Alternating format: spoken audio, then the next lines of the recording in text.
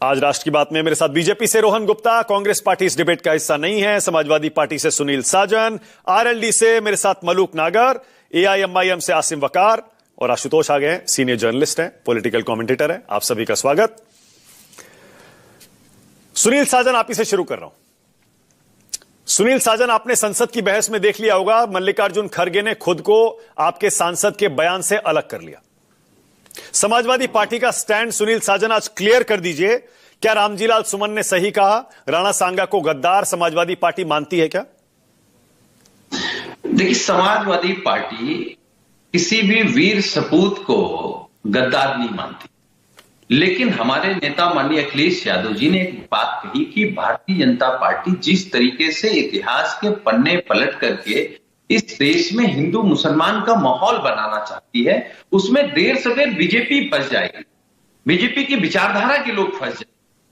अच्छा, हम जैसे मैं अगर आपके कार्यक्रम में इस बात को कहूं कि वीर सावरकर जी बहुत बड़े क्रांतिकारी थे, लेकिन उनसे एक गलती हो गई कि अंग्रेजों से उन्होंने माफी मांगी, तो वो हमारे नायक नहीं हो सकते, बिल्कुल नहीं हो सकते।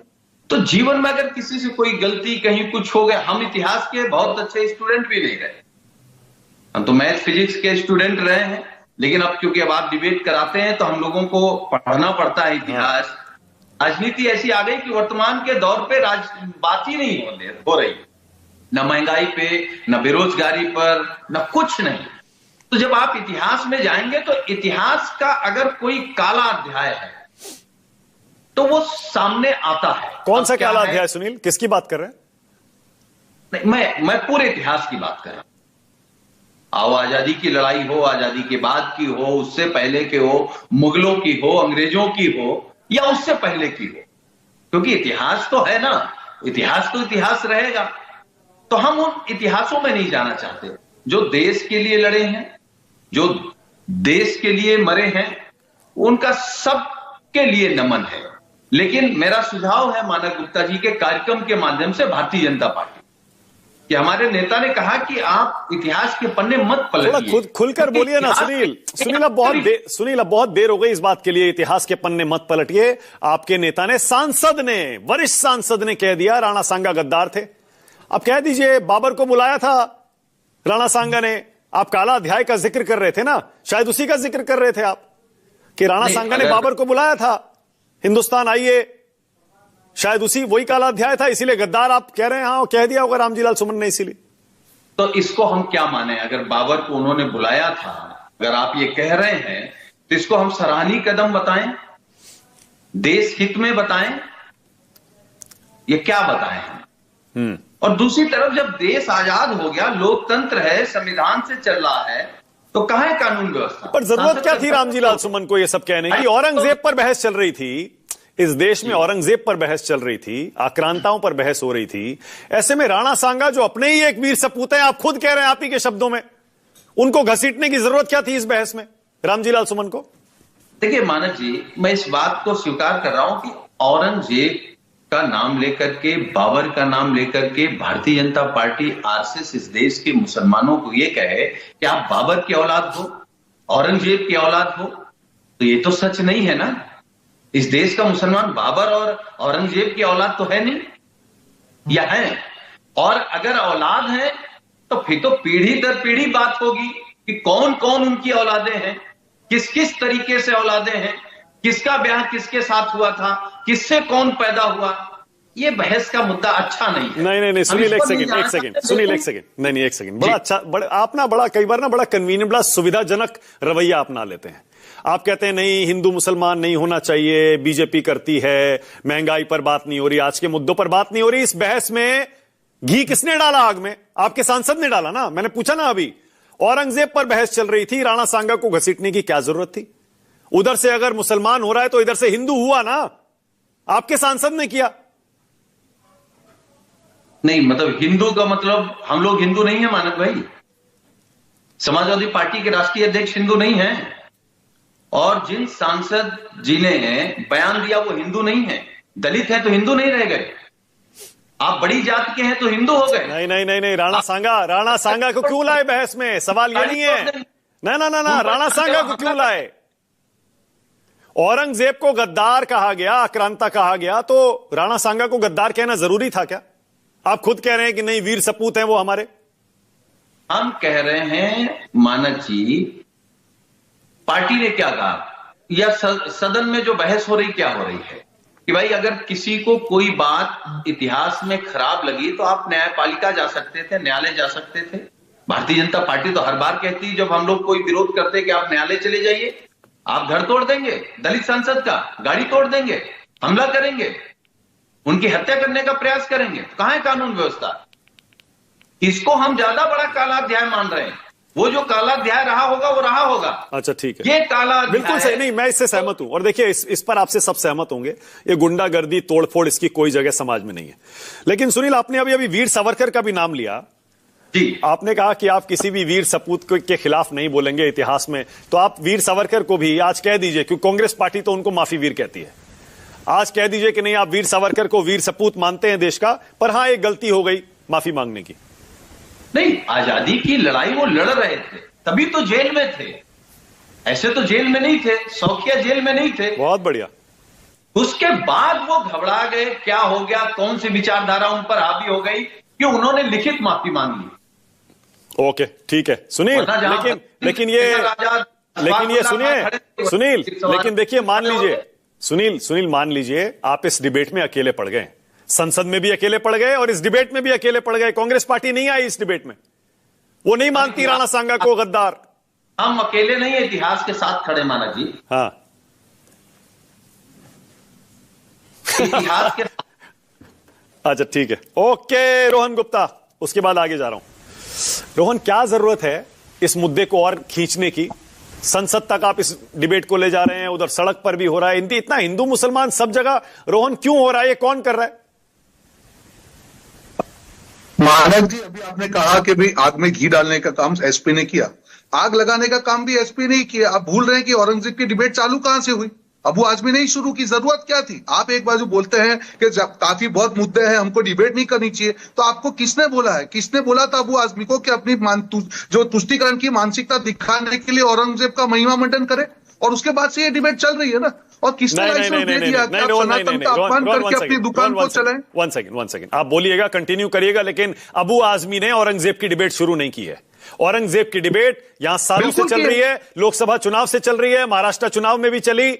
अबू आजमी ने उस डिबेट को मेरी बात सुनिए, हाँ। उसके बाद में देखिए महिमा मंडन करना, मानक जी, जिस प्रकार से महिमा मंडन हुआ है, देखिए होता है इतिहास के पन्नों पे कई लोगों के, क्योंकि वर्तमान और भविष्य उनको लगता है धुंधला है, उनको इतिहास के पन्नों में जाना पड़ता है। मैं मानता हूं समाजवादी पार्टी और कांग्रेस की मजबूरी है, क्योंकि उनके पास ना भविष्य में है ना वर्तमान में कुछ है। पर अबू आजमी ने जिस तरीके से डिबेट की शुरुआत की, पूरे देश में जिस तरीके से माहौल बना, फिर भी औरंगजेब का महिमा मंडन होता रहा। क्यों?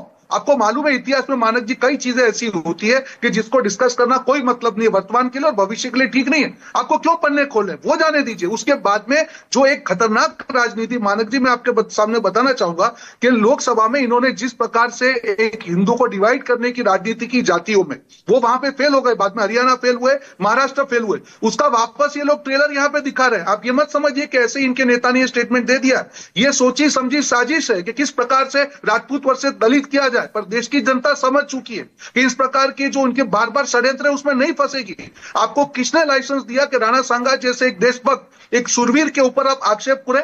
और सामने मैं कोई भी रिएक्शन को नहीं मानता हूं, कोई भी हिंसा किसी चीज को जस्टिफाई नहीं करती है, पर किसने आपको लाइसेंस दे दिया कि हिंदू धर्म के जो पूरा जो शूरवीर है उसका आप अपमान करते जाए और फिर उसको दलित राजपूत करके अपनी जो जातिवादी जो राजनीति उसको आगे बढ़ाए? हर बार ये नहीं मतलब ये थोड़ा है कि उनका घर तोड़ देंगे जाकर। रोहन, कंडेम कर दीजिए, निंदा करिए आज उन सारे लोगों की जिन्होंने रामजीलाल सुमन के घर में जाकर गुंडागर्दी की तोड़फोड़ की। हिंसा कंडेम, मैं बिल्कुल किसी भी प्रकार की हिंसा के साथ नहीं और कंडेम करता हूं, नहीं होनी चाहिए। पर इसका मतलब ये नहीं है कि समाजवादी पार्टी के नेता, कल इनके नेता बोलते हैं कि उनको गौशाला से बू आती है, गाय माता का अपमान कर दिया। परसों कांग्रेस के नेता मध्य प्रदेश में कहा कि सांड है सनातन के जो साधु हैं। आप क्या बोलना चाह रहे हैं? आपको मतलब आपको किसने लाइसेंस दे दिया कि आपकी अपनी तुष्टीकरण की दुकान चलाने के लिए आप सनातन का अपमान करते रहेंगे और देश देखता रहेगा? इस प्रकार की मानसिकता मानक जी देश स्वीकार नहीं करेगा। मैं बिल्कुल मानता हूं अगर सरकार है तो विपक्ष का काम है कि सरकार को गिरे, गवर्नेंस के मुद्दे पे गिरे, रोजगार की बात करें, सब रूप में बात करें। हम करना आपकी मजबूरी है, क्योंकि तुष्टीकरण आपकी मजबूरी बन चुकी है। क्योंकि अब मानक जी इनको लग रहा है कि जो बचे कुचे वोट थे तुष्टीकरण के नाम पे, दिल्ली के परिणाम के बाद वो भी इनसे आज के छिटक रहे हैं। तो ये कुछ नहीं है, दिया जब बुझने वाला होता है तो ज्यादा फड़फड़ाता है। तो ये फड़फड़ाहट में, तुष्टीकरण में आप करिए अपना मतलब मुसलमानों के वोट लेने के लिए हो रहा है। गवर्नमेंट आपका आरोप है मुसलमान। एक मिनट मानक जी, एक मिनट, सिर्फ एक मिनट। आपने कर्नाटक में 4% गवर्नमेंट कॉन्ट्रैक्ट में दिखा के आपने तुष्टीकरण किया, पर आपके तुष्टीकरण का भोग जो है सनातन धर्म नहीं बनेगा, ये आपको समझ के चलना पड़ेगा। ये पूरे देश के जो सनातन जो प्रेमी है उसकी आप आवाज समझ लीजिए, नहीं तो हरियाणा के बाद महाराष्ट्र क्या है, बिहार भी इसी रास्ते जाने वाला है। आप उनको फालतू करेंगे, नहीं कोई सहन करेगा। ये टूल किट को आपको बंद करना पड़ेगा। ओके, सुनील साजन, ये गौशाला से दुर्गंध आती है, ये क्यों कहा अखिलेश जी ने? मतलब गौशालों से अगर दुर्गंध आ रही है तो गोबर की बात तो नहीं हुई होगी, गाय की बात तो नहीं हुई होगी। जो बिना दाना पानी के गाय मर रही हैं, उससे दुर्गंध आ रही है। अपने उसमें कुकर्मों पे, अपने कामों पर झांकिए। गाय से माननीय अखिलेश यादव जी को दुर्गंध आएगी या गोबर से आएगी? अरे बचपन से लेकर के जवान उसी के बीच हुए हैं हम लोग। अच्छा, अभी मैं रोहन जी को सुन रहा था, कह रहे हैं कि हमारा इतिहास, अरे हमारे पुरखों का तो शानदार इतिहास है। आजादी की लड़ाई का देख लीजिए, या मुगलों से लड़ने का देख लीजिए, या उससे पहले सामंतियों से लड़ने का देख लीजिए।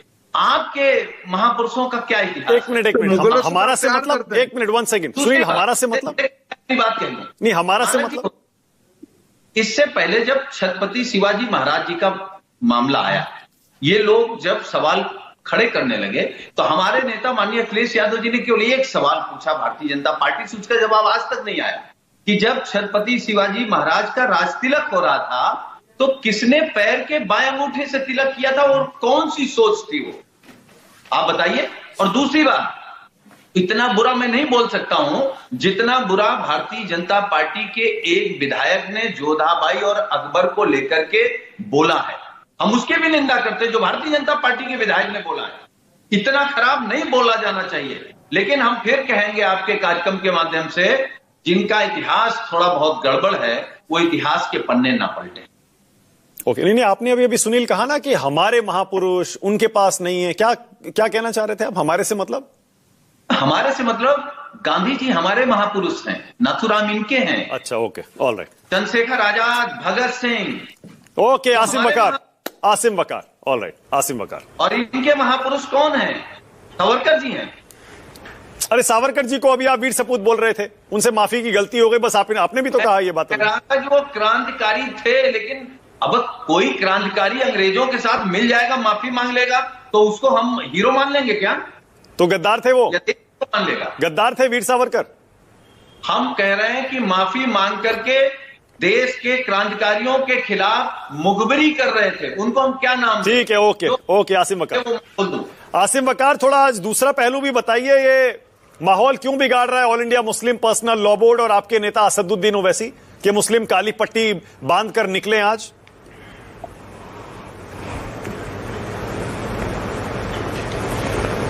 अरे सर, आली जनाब मोहतरम मानक गुप्ता जी, आपको तो पूरे मुसलमान ही खराब दिखते हैं। आपको लगता है देश में पूरे मुसलमान ही सब देश का माहौल बिगाड़ रहे हैं। मानक गुप्ता जी, हाँ, आप क्यों मुसलमानों से इतनी मोहब्बत करते हैं? मोहब्बत करता हूं मैं, हाँ, ये सही बोला कि हर मामले में आपको मुसलमान खराब दिखता है। नहीं, अभी आप साजन सुनील साहब से सवाल पूछ रहे थे। हाँ। रोहन गुप्ता जी बैठे हैं, बीजेपी के अलम बरदार हैं। मैं एक छोटा सा सवाल पूछ रहा हूं। हमारे देश में महाराणा प्रताप हिंदू हृदय सम्राट हैं कि नहीं? हिंदू हृदय सम्राट बताइए। छत्रपति शिवाजी महाराज हिंदू हृदय सम्राट, पूरे देश के हिंदुओं के सम्राट, पूरे देश के हिंदुओं के सम्राट महाराणा प्रताप। और हिंदू हृदय सम्राट के ऊपर जिसने तलवार उठाई, जिसने हमला किया, जिसने उनको हराया, फिर वो गद्दार हुआ। तो अगर हिंदू हृदय सम्राट को तलवार उठाकर भगाने वाला आपके सरकार में उसके वंशजों को मुख्यमंत्री बनाएंगे आप। अब मैं भारत सरकार से और राजस्थान सरकार से मांग करता हूं, जेपी नड्डा साहब से, कि मान सिंह और जय सिंह के वंशजों को हटाइए और महाराणा प्रताप और महाराणा सांगा के वंशजों को आप सीएम बनाइए राजस्थान का। बनाएंगे आप? अब आप पहले यह तय कर लीजिए कि गद्दार कौन और वफादार कौन, पहले यहां यह बात तय हो जाए कि देश का गद्दार कौन है, देश का वफादार कौन है। जिसने मुगलों का साथ दिया वो सब गद्दार, जिन्होंने अंग्रेजों का साथ दिया वो सब गद्दार, और जिन्होंने मुगलों का विरोध किया वो वफादार, जिन्होंने अंग्रेजों का विरोध किया वो वफादार। मैं यहां मांग कर रहा हूं महाराणा प्रताप के वंशजों को सीएम राजस्थान बनाइए। महाराणा प्रताप, पृथ्वीराज चौहान, महाराणा सांगा के वंशजों को डिप्टी पीएम बनाइए भारत सरकार में। बनाएंगे? रोहन गुप्ता जी से जरा पूछिए, महाराणा प्रताप के वंशजों के साथ हैं या मानसिंह के वंशजों के साथ है? पहले तो ये बता दीजिए। मतलब आप आसिम वकार ये कहना चाह रहे हैं कि हिंदू मुसलमान का मसला नहीं है? आप यही कहना चाह रहे हैं ना, हिंदू मुस्लिम का मसला नहीं है ये? आप बना दीजिए। मैं तो महाराणा प्रताप को कह रहा हूं अमर रहें। महाराणा प्रताप जिंदाबाद, पृथ्वीराज चौहान जिंदाबाद, राणा सांगा जिंदाबाद, और राणा सांगा के दुश्मन महाराणा प्रताप के ऊपर तलवार उठाने वाले मुर्दाबाद, शिवाजी महाराज को गिरफ्तार करके औरंगजेब की जेल में लाने वाले मुर्दाबाद। मैं तो कह रहा हूं जय सिंह मुर्दाबाद। उनके वंशजों को हटाइए आसिम वकार, और महाराणा प्रताप के वंशजों को सीएम बनाइए। सर एक बार बोल दीजिए औरंगजेब मुर्दाबाद। बोलिए नहीं, मेरी बात तो सुन लीजिए। औरंगजेब मुर्दाबाद। अरे बोलिए ना, आपने इतना तो बोल दिया। सारे हिंदू औरंगजेब मुर्दाबाद बोलिए। एक बार बोलिए, एक बार बोलिए औरंगजेब मुर्दाबाद। एक बार मेरी बात तो सुन बोलिए। अरे अरे आगे नहीं, आगे पीछे नहीं, औरंगजेब मुर्दाबाद बोलिए। डर क्यों रहे हैं? अरे पहले औरंगजेब मुर्दाबाद बोलिए। डर क्यों रहे हैं? आपको लाइसेंस आप दिया है डर क्या? क्यों रहे हैं? आप बोलिए। मान सिंह को मुर्दाबाद कहते हुए क्या हुआ? कपकपी सवार हो गई? औरंगजेब मुर्दाबाद, हाथ पैर कांपने लगे मान सिंह के बारे में बोल? औरंगजेब मुर्दाबाद एक बार बोल। रोहन गुप्ता जी की थरथराहट शुरू हो गई, हिम्मत है तो पूरी बॉडी में कपकपी शुरू हो गई। रोहन गुप्ता जी के क्या करें अब? पहले बोलिए औरंगजेब सर, अब आप भाग जाइए, अब आप डिबेट से जाइए, आपका कोई काम नहीं है। वो सब गद्दार है। जो आदमी हिंदू हृदय सम्राट महाराणा प्रताप के विरोधियों के साथ खड़ा है, उसको यहाँ बैठकर सवाल पूछने का कोई अधिकार नहीं। आप लोगों की हिम्मत नहीं है। देश आदमी जो आदमी महाराणा हिंदू हृदय सम्राट महाराणा प्रताप के वंशजों के विरोध में और रहेगा, महाराणा प्रताप के वंशजों के विरोधियों के साथ खड़ा है, मुर्दाबाद एक बार बोल दीजिए। आप कांप रहे हैं सर। पूरे देश की जनता आपकी सर, आप कांप रहे हैं। मत करिए सनातन पे सवाल, हिंदुओं पे सवाल, लाइसेंस मत करिए। मैं आगे अपनी बात रखूं या खाली यही होता रहेगा? अब आसिम वकार बात रखूं या यही होता रहेगा? आसिम वकार एक सेकंड, अब जरा इस पर भी आइए। काली पट्टी बांधकर क्यों आप मुसलमानों को कह रहे हैं सड़कों पर उतरे? क्यों? सर सुनिए तो, शिवाजी महाराज भोसले थे। देवेंद्र फडणवीस से इस्तीफा लीजिए और शिवाजी महाराज के वंशजों को मुख्यमंत्री बनाइए। वो हिंदू हृदय सम्राट बनाएंगे आप? अभी सारा प्रेम आपका निकल जाएगा। हिंदू हृदय सम्राट आप कहेंगे उनको?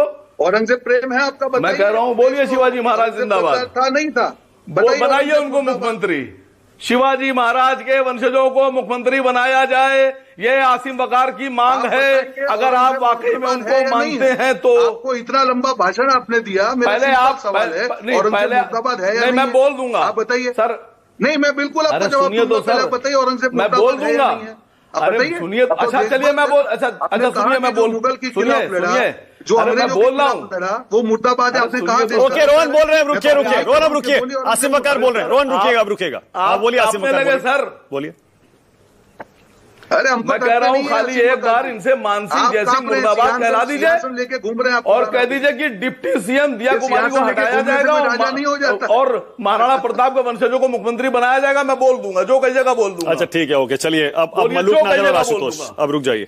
जो जी हिंदू धर्म में जो सबसे बड़ा नारा हो वो लगा दूंगा। बोलिए, यहाँ वादा कीजिए कि महाराणा प्रताप के वंशजों को सीएम बनाएंगे। देश तय करेगा नहीं, वो सब होगा। आप बताइए औरंगजेब मुर्दाबाद है या नहीं है?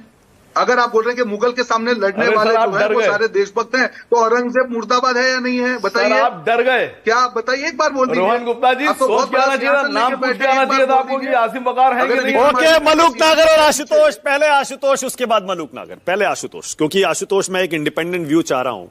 आशुतोष भाई, महाराणा प्रताप के वंशजों को सीएम बनना चाहिए कि नहीं बनना चाहिए? ओहो, आप भी गुप्ता हैं आशुतोष भाई, आप भी गुप्ता हैं। आज 3 गुप्ता वर्सेस आसिम वकार। बताइए, महाराणा प्रताप के वंशजों को मुख्यमंत्री बनना चाहिए कि नहीं? बोलिए आशुतोष, पहले आप ही बोलिए। मानक, मैं आपके सवालों का जवाब दूंगा ना कि वसीम अकार के सवालों का जवाब तो नहीं दूंगा। ठीक है, बहुत पहले अब मेरी बात सुन लीजिए। इसके 3 पहलू हैं। हाँ। पहला पहलू क्या है? सवाल का जवाब दे भी नहीं पाएंगे सर आप। नहीं, मैं वसीम साहिब, देखिए, मैं आपसे झगड़ा नहीं करने आया हूं। आप क्यों मुझसे क्यों झगड़ा कर रहे हैं? 3 पहलू हैं। पहला पहलू यह है कि क्या राणा सांगा ने बाबर को बुलाया या नहीं बुलाया, पहला सवाल। दूसरा सवाल यह है कि राणा सांगा को गद्दार कहा, गलत कहा या सही कहा। तीसरा सवाल यह है कि क्या रामजी लाल सुमन के यहां हिंसा होनी चाहिए या नहीं हिंसा होनी चाहिए। मेरा मानना है कि राणा सांगा को गद्दार कहना गलत है, किसी को भी गद्दार कहना गलत। मैं एकनाथ शिंदे को भी जब लोग गद्दार कहने की बात करते हैं तो मैं उसका भी खंडन करता हूं, उसकी भी निंदा करता हूं। लेकिन रामजी लाल सुमन के घर पे हिंसा करना भी निंदनीय है, गलत है, और उन लोगों के खिलाफ बिल्कुल उसी तरीके की कार्रवाई होनी चाहिए जिस तरीके की बुलडोजर की कार्रवाई नागपुर में दूसरी जगह होती है। अभी तक वीडियो पहचान करके उन लोगों को पहचाना नहीं गया, और जिस तरीके से पुलिस एक असहाय की तरीके से बुलडोजर के सामने खड़ी दिखाई पड़ रही थी, वो भारत की न्याय व्यवस्था और पुलिस व्यवस्था पर कलंक है और उसकी निंदा होनी चाहिए, इतिहास में लिखा जाएगा। अब तीसरा प्रश्न है, देखिए, मेरे सामने किताब है। यह किताब सतीश चंद्रा ने लिखी, हिंदुस्तान के जाने माने इतिहासकार है, मिडिवल हिस्ट्री पे। इसके पेज नंबर 2 पे, और बुरी बात मेरी सुन लीजिएगा, उसके बाद कोई आदमी टोके इसमें, पेज नंबर 2005 पे सतीश चंद्रा ये लिखते हैं कि Babur received an embassy from Daulat Khan Lodi led by his son Dilawar Khan. They invited Babur to India and suggested that he should displace Ibrahim Lodi since he was a tyrant and enjoyed no support from his nobles. It is probable that a messenger from the Rana Sangha arrived at the same time inviting Babur to invade India. Page number 207, page number 207 में है, सतीश चंद्रा बाबर को coat करते हैं. He says that Sangha had invited him to India and promised to join him against Ibrahim Lodi, but made no move while conquered Delhi and Agra. Satish Chandra का कहना यह कि एक चीज पर इतिहासकारों की सहमति है कि दौलत खान लोधी ने बाबर को बुलाया था इब्राहिम लोदी पर हमला करने के लिए. विवाद इस पर है कि क्या राणा सांगा ने बुलाया था या नहीं बुलाया था. सतीश चंद्रा बाबर को कोट करते हुए कहते हैं कि राणा सांगा ने उनको बुलाया था, लेकिन पानीपत की लड़ाई में राणा सांगा ने ना तो इब्राहिम लोदी का साथ दिया ना बाबर का साथ दिया. यह इतिहास का तथ्य है. अब मेरे पास सावरकर की किताब है 6 glorious epochs of Indian history. यह सावरकर ने लिखी है भारत के इतिहास. चैप्टर 18 में वो कहते हैं कि दौलत खान लोदी ने बाबर को बुलाया, लेकिन क्यों बुलाया? As a last resort, they invited Babur, the then powerful ruler of Afghanistan, to help them put down Rana Sangha. अब यह बात सावरकर कहते हैं कि दौलत खान लोदी ने बाबर को बुलाया राणा सांगा को हराने के लिए. ठीक है, लेकिन पानीपत की जो लड़ाई हुई वो इब्राहिम लोदी और बाबर के बीच में हुई, उसमें राणा सांगा हिस्सा नहीं लेते हैं. अब यह प्रश्न यह है, तो मेरा कहना है कि इस कुछ विषय को इतिहासकारों पे छोड़ दीजिए. हम राणा सांगा को गद्दार नहीं मानते. हम राणा सांगा एक बहुत ही सूरवीर, साहसी, बहादुर राजा थे, और वो चाहते थे कि इब्राहिम लोदी को हटा के दिल्ली की गद्दी पर एक राजपूत राजा बैठे. उस संदर्भ में कुछ इतिहासकार कहते हैं कि उन्होंने बाबर को बुलाया ताकि इब्राहिम लोदी को हराया जा सके, क्योंकि वो ये सोचते थे कि बाबर तैमूर की तरीके से आएगा और उसके बाद लूटपाट करके चला जाएगा. राणा सांगा से शायद ये गलती हुई, उन्होंने ये एंटिसिपेट नहीं किया होगा कि वो यहीं पर रुक जाएगा. लेकिन हकीकत यह है कि दौलत खान लोदी ने भी बाबर को बुलाया था, जो इब्राहिम लोदी का गवर्नर था पंजाब में और महत्वाकांक्षी आदमी था. मैं कहता हूं जो बात 1526 में हो गई, आज उसको लेके हम गद्दार कहें, किसी के घर पे तोड़फोड़ करें, हिंसा करें, संसद ना चलने दे, अरे कहीं तो हमें एक लगाम लगानी पड़ेगी. मैं वसीम वकार साहब की इस बात से पूरी तरीके से सहमत हूं कि मिर्जा राजा जसवंत सिंह, मिर्जा राजा जयसिंह और जसवंत सिंह के बारे में क्या राय है भारतीय जनता पार्टी, जिन्होंने शिवाजी महाराज को धोखे से औरंगजेब के दरबार में लेके गए थे? तो उनके बारे में भी तो कोई राय होनी चाहिए ना भारतीय जनता पार्टी की या हिंदुत्ववादियों की. अगर औरंगजेब के बारे में राय है तो इनके बारे में क्या राय है? राणा प्रताप ने जिंदगी में कभी अकबर के सामने समझौता नहीं किया, लेकिन मानसिंह टोडरमल, बीरबल, तानसेन, ये कौन लोग थे? तो अगर राणा महाराणा प्रताप अगर हमारे आराध्य पुरुष हैं, तो अकबर का साथ देने वाले इन लोगों के बारे में क्या राय है? इसलिए मैं कहता हूं इतिहास बड़ा कॉम्प्लेक्स है और इसमें आप जितना उलझेंगे, आज खुले आप बोलते हैं औरंगजेब की औलाद। आप किसके बारे में बोलते हैं भाई? औरंगजेब की औलाद? किसने आपको अधिकार दे दिया कि आप औरंगजेब की औलाद बोले, बाबर की औलाद बोले? आप खुलेआम बोलते हैं, शर्म नहीं आती लोगों को? आप हिंदुस्तान के मुसलमानों को आप औरंगजेब की औलाद बोलेंगे, बाबर की औलाद बोलेंगे? शर्म नहीं आती? लेकिन आज की तारीख में यह है, खुलेआम ये हो रहा। तो मैं कह रहा हूं इतिहास, मैंने तो दोनों किताबें कोट कर दी, मैंने सावरकर को भी कोट किया, मैंने सतीश चंद्रा को भी कोट किया, मैंने किसी इरफान हबीब को कोट नहीं किया। सतीश चंद्रा तो हिंदू है ना, इतिहासकार है। तो आप इस कुछ लड़ाइयों को इतिहासकारों के बीच में छोड़ दीजिए और वर्तमान में जिए। बाबर ने क्या किया, उससे हमारा पेट नहीं भरने वाला, मानक गुप्ता को नौकरी नहीं मिलने वाली। मैं तो चाहता हूं रोहन गुप्ता आपके चैनल पे करें जो सवाल इन्होंने खड़ा किया वसीम अख्तर साहब ने, बोले एक बार मिर्जा राजा जय सिंह मुर्दाबाद बोले। हम सब बोलेंगे औरंगजेब मुर्दाबाद, मैं तो खुलेआम कहता हूं औरंगजेब मुर्दाबाद। बुलवाइए इनसे, मिर्जा राजा जय सिंह मुर्दाबाद, बुलवाइए मान सिंह मुर्दाबाद। बोलेंगे? नहीं बोलेंगे। एक मिनट मानक जी, मैं कुछ कहना चाहूंगा। हाँ, मलूक नागर साहब, उसके बाद आ रहा हूं रोहन, पहले मलूक नागर साहब नहीं बोले। मलूक भाई, अब आप ही बताइए, हिंदू मुसलमान कौन कर रहा है? कल तो आपके नेता को भी कहना पड़ा, ये जॉर्ज ऑरवेल की किताब याद आ गई कि यूपी में हो क्या रहा है, कि अगर सड़क पर नमाज पढ़ी तो पासपोर्ट लाइसेंस कैंसिल हो जाएगा। इसका मतलब हिंदू मुसलमान हो रहा है ना यूपी में?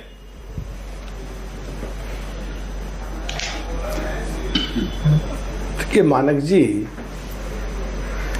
मैं तो पहले भी कहता रहा हूं, आज फिर कह रहा हूं कि मुसलमानों के ठेकेदार कांग्रेस और उसकी साथी पार्टियां ही नहीं है। अगर संविधान के दायरे में कहीं बात होती है तो मुसलमानों के ठेकेदार हम भी हैं, और मुसलमानों के पक्ष न्याय की बात आती है, हम भी बात रखने के लिए तैयार हैं। पर असली लड़ाई जो है वो ये नहीं है। असली लड़ाई है कांग्रेस कमजोर होती हुई, मरती हुई, वो कहीं ना कहीं समाजवादी से लड़ना चाहती है, जो आज राज्यसभा में देखने को भी मिला। और समाजवादी पूरे देश में कांग्रेस की चीजों पे अपना वर्चस्व जमाने के लिए, चाहे महाराष्ट्र से कुछ बोले, चाहे किसी देश के वीर को चाहे गद्दार बोले, वो लाइमलाइट में रहना चाहते हैं। ये असली लड़ाई 2027 की है और उत्तर प्रदेश की है।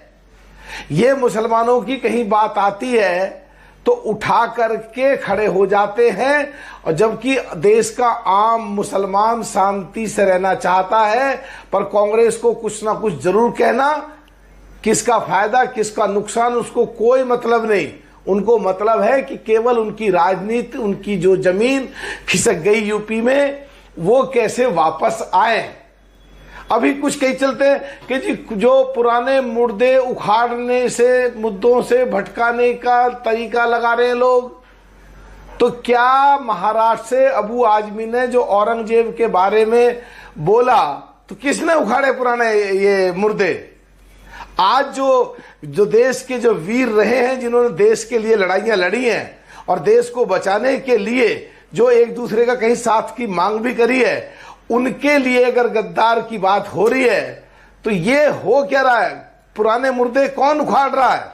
जहां तक बात है हमारे नेता के ट्वीट करने की, हमारे नेता ने बिल्कुल साफ बोला है कि अगर कहीं पे देश के हित में, जनता के हित में अगर कहीं नमाज पढ़ने के लिए सार्वजनिक जगह पे है तो करें, और अगर लोगों को दिक्कत होती है तो उन्हें समझा के पुलिस दूसरी जगह कराए। पर अगर डराएंगे कि उनके लाइसेंस कैंसिल होंगे, उनके पासपोर्ट कैंसिल होंगे, ये ठीक नहीं है। ये देश सबका है, ये देश संविधान के अनुसार चलता है। पर मानक जी, बात तो ये है, असलियत में तो चैनल पे भी यही चल रहा है, टीआरपी भी यही चल रही है, देश भी यही देख रहे हैं। और जिन लोगों की राजनीति खिसक गई है वो जिंदा करने के लिए कुछ ना कुछ लेके आ जाते हैं, और कांग्रेस खास करके इसमें सबसे अग्रणी भूमिका में रहती है। और लड़ाई चाहे वो मध्य प्रदेश में सीट बंटवारे की हो, चाहे यूपी में सीट बंटवारे की हो, एमपी के चुनाव में, चाहे यूपी में बाई इलेक्शन में सीट बंटवारे की हो, चाहे हरियाणा में सीट बंटवारे की हो, चाहे महाराष्ट्र में सीट बंटवारे की हो, असली लड़ाई समाजवादी पार्टी की और कांग्रेस की है देश में। और ये अपने आप को मुसलमानों के हमदर्द बनने को सिद्ध करने के लिए भाई थोड़ा सा खुलकर बोलिए ना, वो आप तो खरी खरी कहने के लिए मशहूर हैं, ना वो देश के खुलकर बोलिए ना। और आपके नेता ने ट्वीट कर दिया, आप क्यों इतना बच रहे हैं? कहिए, मेरठ पुलिस ने गलत किया, बोलिए। ये क्या हो रहा है यूपी में? यूपी पुलिस क्या कर रही है, वहां सरकार क्या कर रही है? सुनो, हाँ बोलिए। हमारे नेता ने साफ बोला है कि अगर कहीं भी संविधान की दायरे से बाहर निकल करके जाओगे तो उससे पहले लोगों को समझाओ, और समझा करके जो देश के जनता के हित में हो वो करो। और डरा करके लाइसेंस कैंसिल कर देंगे, पासपोर्ट जब्त कर देंगे, वो ठीक नहीं है। हमारे नेता ने साफ बोला है, हम बिल्कुल सेकुलर हैं, चौधरी चरण सिंह जी के विचारधारा के हैं। जैन जी माननीय प्रधानमंत्री के साथ मिलकर देश में सबका साथ सबका विकास करना चाहते हैं और देश को आगे बढ़ाना चाहते हैं। ये कुछ चुनिंदा पार्टी जो देश को बंटवारा करना चाहते हैं, जो लेकर के आपस में समाजवादी पार्टी और कांग्रेस आपस में लड़ करके एक दूसरे से अपने कुछ राजनीतिक जमीन को वापस खींचने के लिए कांग्रेस जो पूरे देश में कुछ का कुछ कर रही है, उस तरह की विचारधारा के हम नहीं है। हम देश हित में और देश के लोगों के हित में जहां जरूरत पड़ती है वो बोलते हैं। भाई कैसे तलवार की धार पर चलना पड़ता है ना बीजेपी के सहयोगियों को, कि बीजेपी के साथ भी रहना है, मुसलमानों का वोट भी लेना है, तो इसीलिए मेरठ पुलिस के निर्देश पर ट्वीट भी करना है और साथ में यह भी बोलना है कि समाजवादी पार्टी, कांग्रेस, विपक्ष जो है वो हिंदू मुसलमान कर रहा है। मानक जी, ऐसा आप सोचते हैं, ऐसा कुछ पार्टियां सोचती होंगी, हम बिल्कुल नहीं सोचते। चौधरी चरण सिंह जी की विचारधारा के लोग हैं, सेकुलर लोग हैं, देश हित में, देश की जनता के हित में। और माननीय प्रधानमंत्री नरेंद्र मोदी जी ने चौधरी चरण सिंह जी की विचारधारा को लेकर किसानों के हित में, सबका साथ सबका विकास के लिए जैन जी को आगे लेकर कर रखा है। और जहां जरूरत पड़ती है वहां प्रजातंत्र, लोकतंत्र अपनी बात को बढ़िया ढंग से रखते हैं। ओके, ठीक है। सुनील साजन, ये all India Muslim personal law board जो बोल रहा है वक्फ बिल का विरोध पूरे देश में हो, मुस्लिम काली पट्टी बांध कर आए, ओवैसी जी आ भी गए, बहुत से मुस्लिम संगठन भी आ गए, आप इसे सही मानते हैं? देखिए मानक जी, मैं सबसे पहले तो मलूक नागर जी को धन्यवाद दूंगा कि उन्होंने आपके कार्यक्रम में अपने को सोशलिस्ट माना। मलूक भाई, लेकिन सोशलिस्ट लोग इतने लाचार और परेशान नहीं होते हैं, खुल के बोलते हैं और सबके लिए बोलते हैं, सरकार के लिए समझौते नहीं करते। और हम असीम वकार साहब का भी धन्यवाद देंगे, उन्होंने जो सवाल खड़े किए, आशुतोष जी ने उस सवाल को आगे बढ़ाया है। क्या बीजेपी उनका जवाब देगी या बीजेपी उनका जवाब नहीं देगी? अच्छा, हम पर सबसे ज्यादा सवाल खड़े होते हैं मानक भाई। हम कह रहे हैं, हम मान सिंह मुर्दाबाद बोल रहे हैं, औरंगजेब मुर्दाबाद बोल रहे हैं, नाथूराम गोडसे मुर्दाबाद बोल रहे हैं, जिन्होंने आजाद भारत के बाद 52 सालों तक तिरंगा अपने मुख्यालय पे नहीं लगाया, उनकी मुर्दाबाद बोल रहे हैं। अब बताइए, हमसे बड़े देशभक्त हैं क्या भारतीय जनता पार्टी के लोग? वो कह रहे हैं थोड़ा वो औरंगजेब मुर्दाबाद भी बोल देते। मैंने बोल दिया ना? हाँ।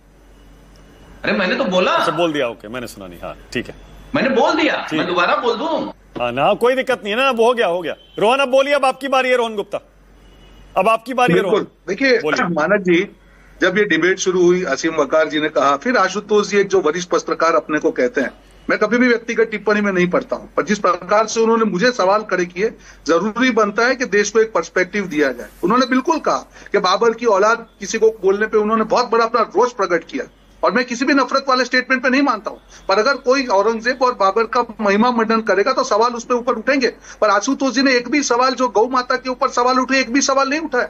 हिंदू जो साधु संत को सांड बोलने पे एक भी उनका खुल नहीं खोला, जितना बाबर का या औरंगजेब की औलाद बोलने में कहा। ये किस प्रकार के पत्रकार है? ये क्या बात कर रहे हैं आप? देश के सामने अगर अपने आप का या तो टाइटल चेंज कर लीजिए, लगा दीजिए इंडी गठबंधन की एकलव्य, बाहर बैठ के उनका समर्थन करते पर्सनल मत रहेंगे। करिए। ये तरीका नहीं। अगर नहीं, आप अपने आप पर्सनल को मत नहीं करिए। सुनिए नहीं, नहीं, मानक वो जी, अपनी मैं बात कभी भी कह नहीं रहे बोला हैं। हूं, क्योंकि उन्होंने सवाल खड़े किए। अरे वो अपनी बात कह रहे हैं ना, आप अपनी बात मैं कहिए। मानक जी वापस मैं रिस्पेक्ट कर रहा हूँ। मैंने कभी भी व्यक्तिगत टिप्पणी ना, मैं आशुतोष जी का विरोधी हूं, हम लोग मतभेद की बात कर रहे हैं। पर अगर कोई अपने आप को वरिष्ठ पत्रकार करके देश के सामने अपना पर्सपेक्टिव रखता है, दोनों साइड से होना चाहिए। गौ माता का अपमान करने वालों को भी उनको सवाल पूछना चाहिए था। हिंदू साधु संतों को कीड़ा मकोड़ा जैसी सांड जैसी बात करने वालों को भी उनको सवाल उठाना चाहिए था। जब सनातन का अपमान हुआ तब भी उनको सवाल उठाना चाहिए था। जब लालू यादव ने उनको फालतू कहा तब भी उनको सवाल उठाना चाहिए था। अगर आप दोनों तरीके से सवाल उठाएंगे तभी आपकी जो विश्वसनीयता पत्रकार के तौर पर रहेगी। मैं सिर्फ इतना कहना चाहता हूं। रोहन एक सेकंड बीच में नहीं बोला। अब रुकिए ना रोहन, वन देखिए सेकंड। मानक जी, अब मैं रुकिए तो वापस सही कह एक रहा हूं मिनट। कि इतिहास के पन्नों में ऐसी काफी चीजें हैं जो डिबेटेबल हैं। आज उसके साथ में आज हम डिबेट करेंगे इतने सालों के बाद में, ना किसी का व्यक्तिगत फायदा है ना देश का फायदा है। जो गड़े मुद्दे हैं उनको वहीं पे रहने देकर अगर हम आगे बढ़ेंगे, हमारा एक संवेदनशील देश है, काफी मुद्दे ऐसे हैं जहां पे मतभेद हो सकते हैं। अरे औरंगजेब का मसला किसने उठाया? कौन कर रही है? कमाल कर रहे हैं रोहन आप भी। जी, औरंगजेब का मसला कौन उठा रहा है?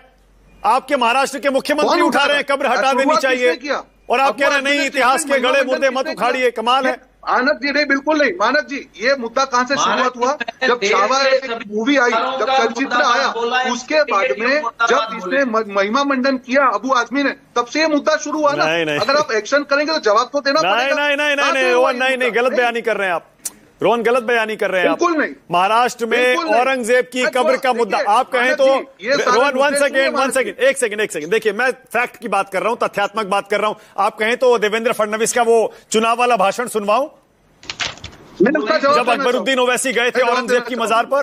मानक जी ये मुद्दा जो भी हम लोग औरंगजेब की, देखिए ये मुद्दे थे, ऐसा नहीं कि औरंगजेब का मुद्दा नहीं है। आज हम जब बात डिबेट कर रहे हैं, उसको जब उछालने का जो काम महिमा मंडन की बात की, कोई उसमें आक्रांता था, उसमें ना कोई हिंदू। अच्छा Rohan, okay one second Sunil Sajan ने, रोहन वन सेकंड, रोहन एक मिनट, ओके रोहन एक सेकंड। सुनील साजन ने गेंद आपके पाले में डाली है, उन्होंने कहा औरंगजेब मुर्दाबाद। वो कह रहे हैं अब आपकी बारी है, बोलिए मान सिंह पर बोलिए।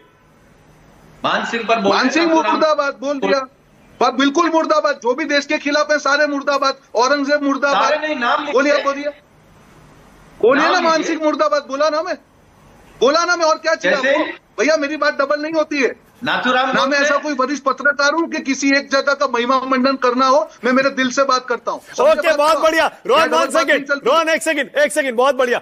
आसिम वकार आप बोलिए औरंगजेब मुर्दाबाद। आपने चैलेंज किया था ना, रोहन ने बोल दिया। अब आसिम वकार बोलिए औरंगजेब मुर्दाबाद बोलिए। सर मैंने ये चैलेंज किया था कि पहले मैंने कहा था मान सिंह और जय सिंह के वंशजों को पहले सत्ता से हटाइए, पार्टी से निकालिए, राणा प्रताप के, महाराणा प्रताप के वंशजों को मुख्यमंत्री बनाइए। अरे सुनिए तो सर, नहीं बोलेंगे, सुन तो यही बात तो सुन लीजिए। महाराणा प्रताप के साथ हल्दी घाटी के युद्ध में हकीम खान सूरी अपने मुस्लिम पठान फौजियों के साथ लड़ रहे थे, वो सब मारे गए, सब शहीद हुए। बोल दीजिए ना एक बार। राणा सांगा के सहयोगी थे हसन खान मेवाती। बोलिए औरंगजेब मुर्दाबाद। सर मैं तो कह रहा हूँ, मैं तो कह रहा हूँ दिया, मैं तो कह रहा हूँ मान सिंह जी और जय सिंह जी के लोगों को हटाइए और महाराणा प्रताप के लोगों को मुख्यमंत्री बनाइए। आप बनाने पर तैयार नहीं है। यही तो आपकी मानसिकता है, आपकी दुकान खत्म हो जाएगी। अरे सर हमारी मानसिकता छोड़िए सर। अब आज आपसे बीजेपी सवाल कर लेगी। आज आप गए औरंगजेब मुर्दाबाद। अब आइंदा इस डिबेट में ना आइएगा आप। एक बार बोल दीजिए। मानक जी बुलवाइए उनसे। सबने बोल दिया पैनल में, आतुष जी बोल दिया, सबने बोल दिया, इनसे बुलवाइए। नहीं बोल रहे हैं आसिम वकार। हिम्मत है तो बोल के दिखाइए। अब नहीं बोल रहे हैं आसिम वकार। सर ना आगे पीछे मत जाइए, बोल के दिखाइए। मुझे बोलने नहीं दे रहे आप लोग, खाली दो ही शब्द बोल रहे हैं, औरंगजेब मुर्दाबाद। मैं कह रहा हूँ शिवाजी महाराज भोसले वंश से थे। औरंगजेब मुर्दाबाद। देवेंद्र फडणवीस साहब से इस्तीफा लीजिए और किसी औरंगजेब मुर्दाबाद शिवाजी महाराज के वंशज को मुख्यमंत्री बनाइए, तब मैं मानूंगा वो हृदय। अच्छा ठीक है, ओके। आशुतोष कुछ कहना चाह रहे थे, आशुतोष को लाइए जरा। आशुतोष को लाइए। आशुतोष बोलिए, क्या कह रहे थे आप? मैंने रोहन गुप्ता जी को माफ कर दिया। इनकी भाजपा की आदत है मेरे ऊपर हमला करने की, हमला करते रहे, बहुत अच्छा है। मैंने सवाल कहां खड़ा किया, ये गौ माता पे लेके चले आए। देखिए ये होती है स्पिन डॉक्टरी। क्यों सवाल नहीं है क्या आशुतोष जी? और फिर मैंने बीच में बोले रोहन, ये सवाल नहीं है रोहन वन बाय वन मैंने आपको नहीं बोला, आप सुन लो मेरी बात। ये सावरकर जी की किताब है 6 glorious epochs of Indian history. इसमें गाय के बारे में क्या कहा गया, रोहन गुप्ता जी आप पढ़ लीजिएगा एक बार। इसमें आरएसएस आप अपने विचार बताइए ना यार आशुतोष जी, आप इतिहास में मत जाइए। रोहन प्लीज बोलने दीजिए, रोहन एक गौ सेकंड माता बोलने के ऊपर दीजिए। जो कहा साधु संतों के खिलाफ कहा गया उसका विरोध करते हैं आप, इतना बता दीजिए। देखिए रोहन गुप्ता जी, फिर मैं कुछ बोलूंगा तो आपको बहुत बुरा लग जाएगा। आप मुझे बीच में टोक रहे हैं, आप मुझे कोई बुरा नहीं लग रहा है, मेरा तो काम ही है आपकी हकीकत देश के सामने रखना। मैं आपको कोई व्यक्तिगत विरोधी नहीं हूं, मेरे ऊपर मैं आपका कोई रोहन वन बाय वन एक सेकंड रोहन प्लीज देखिए, आशुतोष ने किसी को टोका नहीं, please one by Bharatiya Janata party वालों का खाना नहीं पचता जब तक मेरे ऊपर पर्सनल टिप्पणी ना करें। रोहन गुप्ता जी मैं आपके ऊपर भी कर सकता हमारे पास सम्मान करता हूं, नहीं पर्सनल टिप्पणी करूंगा। कोई वेले नहीं है कि आपके ऊपर नहीं आदत है हमके सवाल। अरे आप वेले थे तो कांग्रेस में घूम रहे थे ना, आप वेले थे तो कांग्रेस में घूम रहे थे आप सवाल उठाए, आपको जब कांग्रेस में घूम रहे थे आपको मुंह में दही जम गया, कांग्रेस में थे ना, बोला आपने दल बदल कर आया साधु संतों को कांग्रेस में घूम रहे थे, आपके मुंह में क्यों दही जम गया? कांग्रेस एक शब्द नहीं बोला आपने, कर रहे थे ना, आपकी हकीकत है। क्या कर रहे थे कांग्रेस में? आपको वरिष्ठ पत्रकार कह के कांग्रेस के मुझे ज्ञान दे रहे हैं, दुकान नहीं लगी, दुकान तो चलती नहीं, घर के बैठ के बेकार बैठे और यहाँ पे वरिष्ठ पत्रकार बन के देश को वो दिखा रहे हो। कभी कांग्रेस में तुम्हारी कहीं नहीं चली। ओके अब रुक जाइए रोहन, अब रुकिए रोहन प्लीज, रोहन रुकिए ना प्लीज, अपनी बंद दुकान को चलाने का रुकिए ना रोहन एक सेकंड, रोहन एक सेकंड, टिप्पणी करेंगे तो अरे रुकिए ना रोहन प्लीज, दर्शक सुनना चाहते हैं, प्लीज रुकिए ना एक। आपसे नहीं मानव जी इनको करिए, मैंने व्यक्तिगत टिप्पणी नहीं की उनपे। आप व्यक्तिगत टिप्पणी कर रहे थे रोहन गुप्ता जी, सवाल पूछे आपने व्यक्तिगत टिप्पणी की है अपने आपको नहीं। टेबल हटाइए और दिख दिया इंडिया गठबंधन के गुलाम लिख दीजिए नीचे अपने टिप्पणी कर रहे हैं, इंडी गठबंधन की गुलाम। रोहन एक सेकंड, नो वन सेकंड एक मिनट बंद करिए, एक मिनट बंद करिए, बंद करिए एक मिनट। नहीं रोहन नहीं, रोहन दिस इज रॉन्ग। शुरुआत आपने की रोहन, आपने पर्सनल टिप्पणी की रोहन, नहीं प्लीज। जैसे मैंने पहले कहा, हमारे यहाँ जो भी इंडिपेंडेंट एक्सपर्ट्स आते हैं, कुछ लोगों की राय बीजेपी को पसंद आती है, कुछ लोगों की राय कांग्रेस को, विपक्षी दलों को पसंद आती है। उनकी राय की तरह लीजिए प्लीज, उन्हें लेबल मत कीजिए प्लीज। ओके नहीं रोहन वन सेकंड, आपने अपनी बात कह दी, उनको बोलने दीजिए प्लीज। आशुतोष बोलिए, आपकी बारी। आप अच्छी तरीके से जानते हैं मैं किसी के ऊपर पर्सनल टिप्पणी नहीं करता। हाँ नहीं बिल्कुल नहीं, चलिए आगे है ना, कभी मैं नहीं करता। हाँ। लेकिन भारतीय जनता पार्टी के मैं भी नहीं करता हूं, वो मेरे ऊपर पर्सनल टिप्पणी करते हैं। नहीं करी, आपने करी पहले, आपने मुझे सवाल पूछा तो मैंने कभी कांग्रेस पार्टी में खड़े होकर क्या क्या बोला करते थे, किसकी चाटू करते हैं? मैंने तो नहीं बोला। ना आशुतोष नहीं, प्लीज आशुतोष पार्टी के पीछे दरवाजे please don't make it personal, लात मार के निकाल दिया। वन सेकंड नहीं रोहन नहीं, आशुतोष प्लीज दोनों रुक जाइए प्लीज, प्लीज रुक जाइए, don't make it personal. Ashutosh मुद्दे पर आइए, अपनी बात करिए, आप क्या कह रहे थे, बोलिए मुद्दे पर आइए। आपको लेने लायक नहीं है कोई, इस आदमी ने टिप्पणी की मेरे ऊपर। मैं यहाँ दल बदलुओं की बात थोड़ी सुनने के लिए बैठा हूं। नहीं, no personal comment is allowed, बिल्कुल नहीं, कोई पर्सनल कमेंट किसी पर नहीं करेगा। बोलिए आशुतोष, बोलिए मुद्दे पर बोलिए। उनको रोकिए मानव जी, मैंने नहीं कही पर्सनल बात कह रहा था, वो बोलेंगे तो सुनेंगे, एक बोलेंगे तो रोहन प्लीज, रोहन रुकिए ना प्लीज, डिबेट वापस इनको लगता है कि आशुतोष को डरा ले जाएंगे मुझे। अरे आशुतोष मेरे पास और काम नहीं है क्या? नहीं डराने की जरूरत क्या है? मेरे पास बहुत काम है।